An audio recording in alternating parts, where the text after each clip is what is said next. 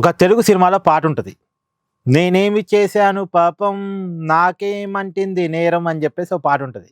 ఇప్పుడు రంగనాథ్ గారు ఆ పాట పాడుతున్నారు. నేనే తప్పు చేయలేదు, ప్రభుత్వ ఆస్తులు కాపాడాను, వేల కోట్ల రూపాయల ప్రభుత్వ ఆస్తులు కాపాడాను, చెరువులు కాపాడాను, కుంటలు కాపాడాను, నాలాలు కాపాడాను, బతుకమ్మ కుంటని కాపాడాను, ఇదే నేను చేసిన తప్ప అని రంగనాథ్ గారు సాయి కుమార్ లెవెల్లో డైలాగులు కొడుతున్నారు. సినిమాలో సాయి కుమార్ గారు కొడతారు కదా, ఆ లెవెల్లో డైలాగులు కొడుతున్నారు. సరే, అంతా మంచిగా చేసినప్పుడు మంచి కోర్టు తీర్పు కూడా మంచి పద్ధతిలో ఫాలో కావాలిగా. మరి కోర్టు ఒక ల్యాండ్ విషయంలోకి వెళ్ళొద్దు, మేము చెప్పేంత వరకు మీరు కలగ చేసుకోవద్దు అని చెప్పినప్పుడు మరి ఆగాలి కదా. రంగనాథ్ గారి మీద ఈ 1.5 yearలో 63 కోర్టు ధిక్కరణ కేసులు ఉన్నాయట. ఒకటి కాదు, రెండు కాదు, 63. మరి తప్పు కదా. 63 కోర్టు ధిక్కరణ కేసులు ఉంటామంటే చాలా పెద్ద తప్పు కదా.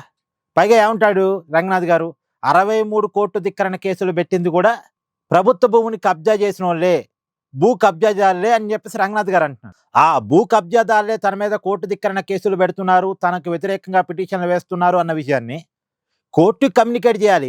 మీడియా ముందు చెప్తే ఏమొస్తుంది? కోర్టు కమ్యూనికేట్ చేయడంలో రంగనాథ్ ఫెయిల్ అయ్యాడు, కోర్టు ఆదేశాలని పాటించడంలో రంగనాథ్ ఫెయిల్ అయ్యాడు. అందుకే కదా కోర్టు ఆగ్రహం. ఇప్పుడు హైడ్రా మీదే చాలా అపనమ్మకం ఉంది జనాల్లో. అది స్టార్ట్ అయింది మంచి ఉద్దేశంతోనే కావచ్చు, కానీ సరైన దిశలో వెళ్తుందా అనేది చాలామందికి ఉన్న డౌట్.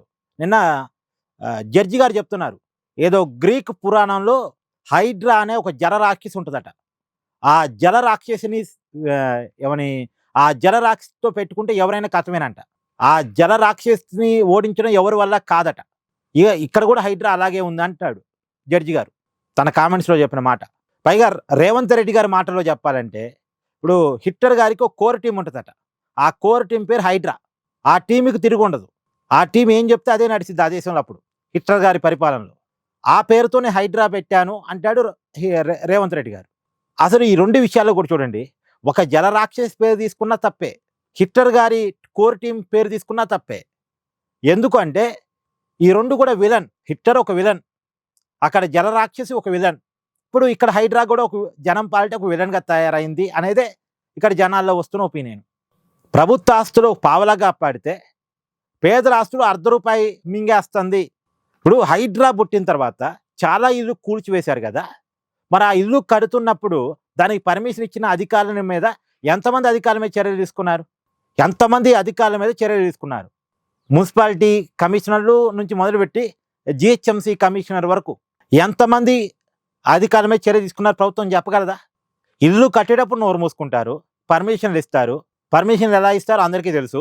ఇప్పుడు కట్టిన తర్వాత నివాసం ఉంటున్న తర్వాత ఆ బిల్డర్ అమ్ముకొని పోయిన తర్వాత పాపం రెక్కాడితే కానీ డొక్కాడిన సామాన్యులు ఆ నివాసం ఉంటున్న తర్వాత అక్కడ ఏదో తక్కువకి వస్తుంది కాబట్టి పేదోళ్ళు కొనుక్కుంటారు.